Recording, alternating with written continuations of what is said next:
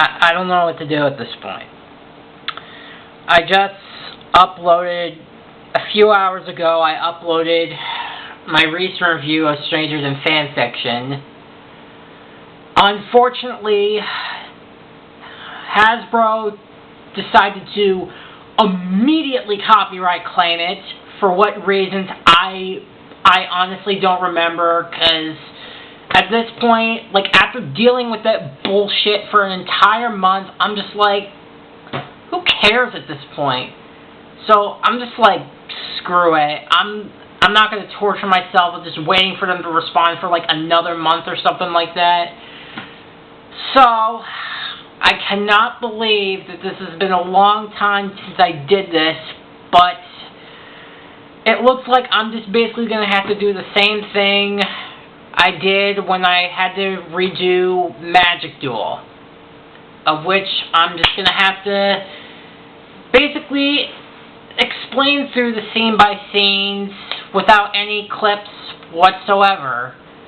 So it's probably just going to be me talking in front of the camera for about 20 minutes. As much as I didn't think that I had to go back to this, and was doing really well too, I managed to go through a whole 3 seasons without having to do this again. But I'm not going to torture myself of redoing the whole review again. So I'm just not even going to bother or playing the episode at all. I'm just going to have to imagine myself explaining the scenes of what actually happened. So basically, this is going to be a clipless review. Well, not really clipless, because I don't really post clips on my episodes, because it would strengthen my chance of not getting the copyright, and yet somehow that hasn't succeeded. Anyways, let's just get back into Stranger in Fanfiction.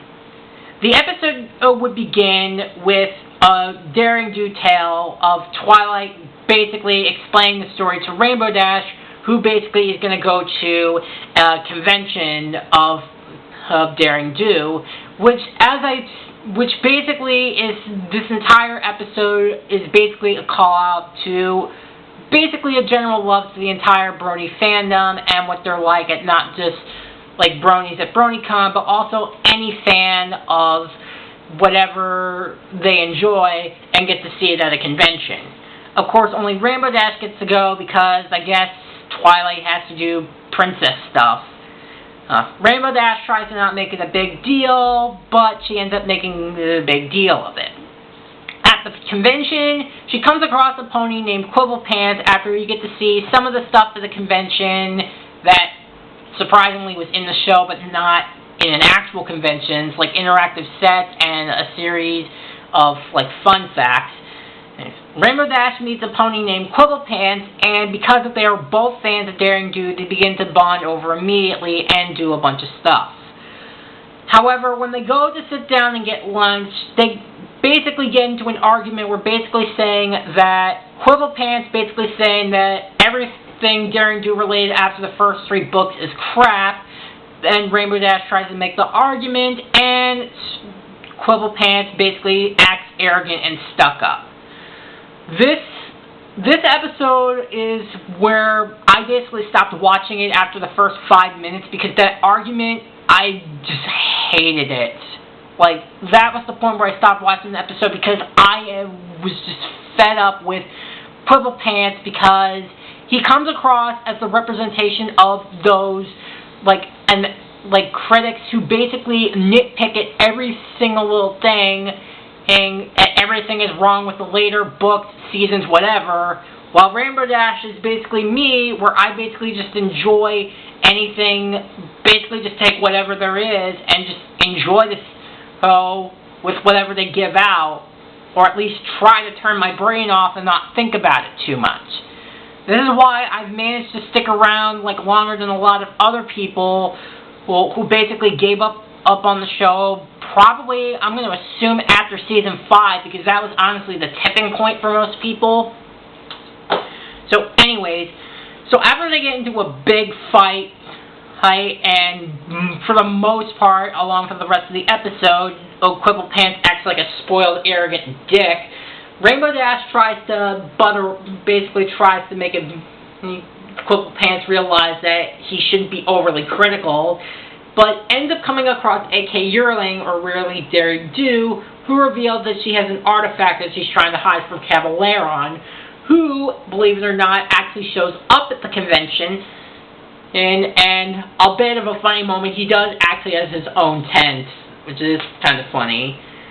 So Rainbow Dash tries to be on high alert and basically he follows Daring Do's orders, but Quibble Pants continues to act like a dick and basically calls it all one big bluff until they're kidnapped.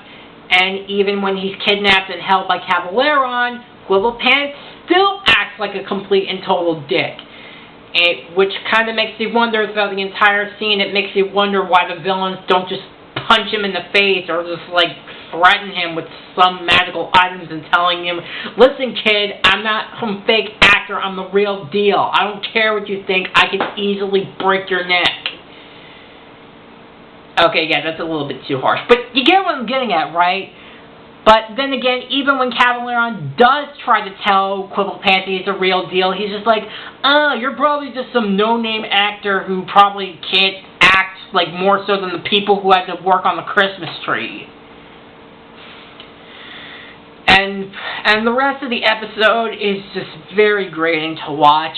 Honestly, Quibble Pants, for me, ruins the entire episode because, as I said, he represents a lot of those negative fans of any fandom where they say, like, the older stuff is good and the newer stuff is crap and have to be overly analytical of every single thing. Like, it's stuff that I hate the most when it comes to any fandom. Like Pokemon, for example. Everyone praises Generation 1, 2, and 3, and then after 3 they say every other generation is crap. The same thing with Fire Emblem. Now the thing is that with Fire Emblem, I haven't played any of the older games with the exception of Path of Radiance, but like as soon as I see people like bashing on like Awakening and Fates, I'm just sitting here with like a big come on. So yes, so even after falling through a bridge and Rainbow Dash saving her life, saving his life, Quibble Pants still believes that it's still all just like one big act. And even at one point he just says that he doesn't know who he's going to call upon because I think it might be a nice little nod to how basically BronyCon doesn't really like have like any like legit security, which is the reason why I stopped going like after like I think after I graduated college. No. Why am I saying college? Because that's what I'm going to be doing this year. Alright. So anyways, it's pretty much as Quibble Pants finally goes on this tirade, basically ranting about the books not being good and how this is all fake and yada yada yada, until he almost gets eaten alive by a crocodile, and then Daring Do comes in to save both him and Rainbow Dash. So basically, he continues to act like a prick even after getting his life saved twice, but even despite his snobbish behavior when it comes to a puzzle, he does help out Daring Do find the right door to go and to find the treasure with a little bit of knowledge. And they manage to escape with the treasure and distract Cavaleron, or rather let him get chased away by the crocodiles. And we basically get to the lesson of the episode where basically it says that even though like you can still be friends even though your taste in like the fandom is different.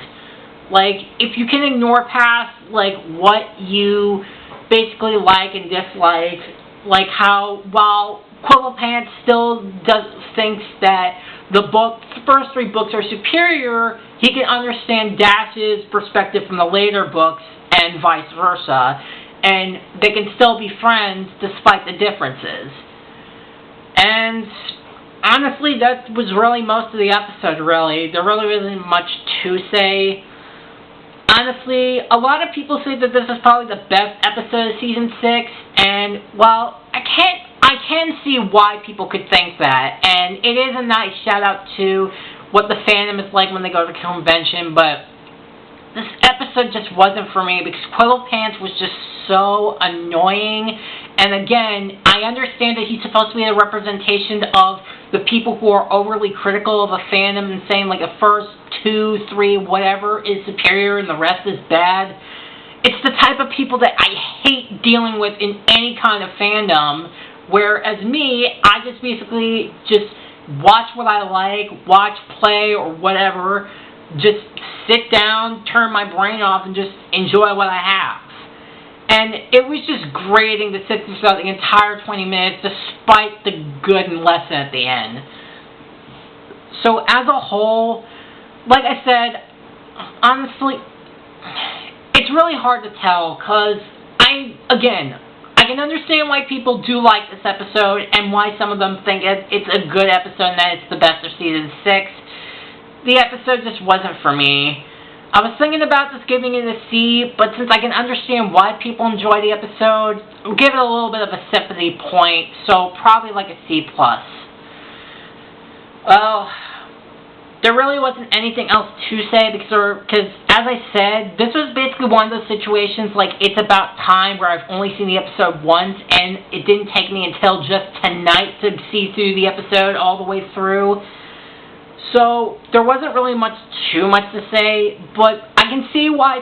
But like I said, it's a good episode to most people. It's just not for me. So again, like I said, Stranger Than Fanfiction is a C+. Honestly, I wish I could have gone over the whole thing with clips, but after dealing with Hasbro's bullshit copyright claims for about a month, I'm really I just don't want to torture myself in doing it all again. So hopefully next time, assuming that there will be a next time, otherwise I'll have to do the same thing again for the rest of Season 6, and if it has to happen, Season 7, 8, and 9, which I'm hoping it doesn't come to that. But hopefully next time we will get a review, a proper review of The Cart Before the Ponies. See you guys next time. Hopefully. Bye.